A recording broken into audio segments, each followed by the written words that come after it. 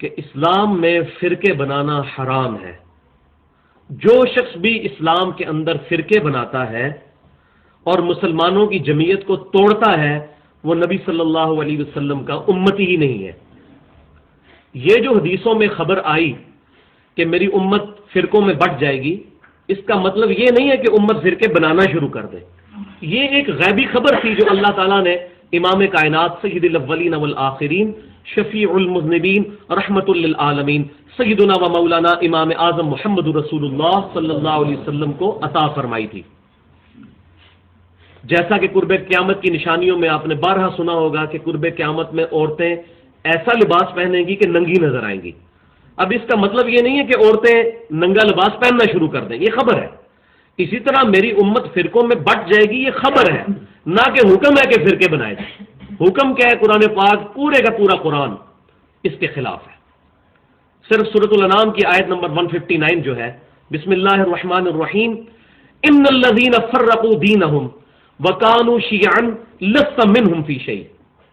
بے شک جن لوگوں نے دین میں فرقے بنائے اور اپنے آپ کو گروہوں میں بانٹ لیا، اے محبوب صلی اللہ علیہ وسلم آپ کا ان سے کوئی تعلق نہیں ہے. انما امرہم الی اللہ، ان کا معاملہ اللہ کے سپرد. ثم ینبئہم بما کانوا یفعلون، پھر اللہ تعالیٰ ان کو بتا دے گا جو کچھ وہ دنیا کے اندر کرتوت کیا کرتے تھے. پھر کیٹاگوریکل مینشن ہوا ہے سورہ آل عمران کی آیت نمبر 103 کے اندر، وَاعْتَصِمُوا بِحَبْلِ اللَّهِ جَمِيعًا وَلَا تَفَرَّقُوا، اللہ کی رسی کو مضبوطی سے تھام لو، آپس میں فرقوں میں مت بٹو.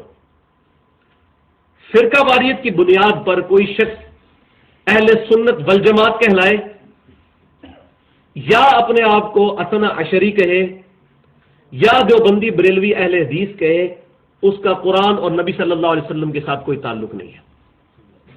ہاں، فکر کے طور پر اگر کوئی چیز بیان کرتا ہے کہ ہم اہل سنت کی فکر پہ ہیں، یہ علیحدہ بات ہے، یہ بالکل ڈیفرنٹ چیز ہے. لیکن یہ بھی اوائڈ کی جائے. کیوں؟ سورۃ الحج پڑھ لیں، آخری رکوع ہے، بسم اللہ الرحمن الرحیم، هو سماکم المسلمین من قبل وفی ھذا. اللہ تعالیٰ نے، اللہ کے محبوب پیغمبر سیدنا ابراہیم علیہ السلام نے بہت پہلے تمہارا نام مسلمان رکھ دیا اور اللہ نے اس کتاب میں تمہارا نام مسلمان رکھا ہے. یہ واحد جگہ ہے قرآن میں جہاں اسم کے طور پر مسلمان آیا، صفت کے طور پہ نہیں آیا. باقی جگہوں پر آیا وَلَا تَمُوتُنَّ إِلَّا وَأَنْتُمْ مُسْلِمُونَ، دیکھنا تمہیں موت نہ آئے مگر اس حال میں کہ تم مسلمان مرنا.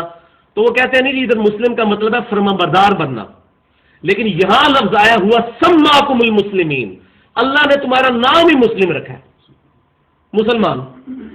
اب یہ جھگڑا نہیں کرنا چاہیے کہ مسلمان یا مسلم یہ ایک ہی لفظ استعمال ہو رہے ہیں. عربی میں مسلم، انگلش میں مسلم، اردو میں مسلمان لفظ استعمال ہو جاتا ہے.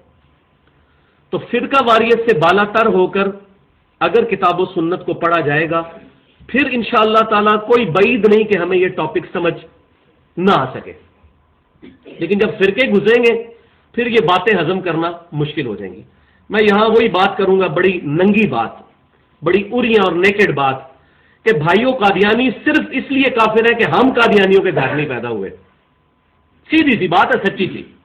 اگر ہم میں سے یہاں جتنے 100 کے قریب لوگ بیٹھے ہیں، اگر ہم لوگوں کے ماں باپ قادیانی ہوتے، ڈیفینیٹلی قادیانی ہوتے ہم لوگ. میں اپنی بات کرتا ہوں، ہم قادیانی ہوتے. ہم کبھی بھی نہ یہ سوچتے کہ ہم سے باہر بھی حق لائی کر سکتا ہے. اسی طریقے سے کبھی بھی کوئی دیوبندی، بریلوی، اہل حدیث، شیعہ یا کسی بھی مکتب فکر سے تعلق رکھنے والا شخص کبھی نہیں سوچتا کہ ضروری نہیں کہ میں ہی 100% حق پر ہوں، ہو سکتا ہے سامنے کی بات بھی حق پر ہو، مجھے غلطی لگ گئی ہو کہیں پر. لیکن یہ ساری چیزیں اسی کو سمجھ آئیں گی جو نبی صلی اللہ علیہ وسلم کا دامن کرم تھامے گا. ان الذین فرقوا دینہم وکانوا شیعا لست منہم فی شیء.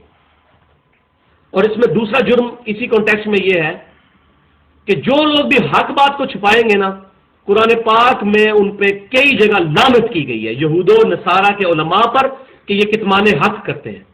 اسی وجہ سے کتنے صحابہ اکرام علیہم رضوان نے اتنی عجیب و غریب احادیث، وہ میں آج ٹاپک نہیں ہے، وہ مرنے سے پہلے بیان کر دی ہیں کہ کہیں ہم پر یہ جرم نہ آ جائے کہ ہم نے حق چھپایا. کتمان حق کرنے والے پر اللہ تعالیٰ نے قرآن میں کئی جگہ فرمایا کہ اللہ کی لعنت، اللہ کے فرشتوں کی لعنت، تمام لعنت کرنے والوں کی لعنت جو حق بات کو چھپاتا ہے.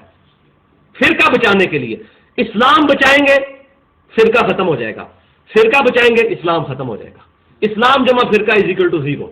اب ہم نے فیصلہ کرنا ہے کہ اسلام بچانا ہے یا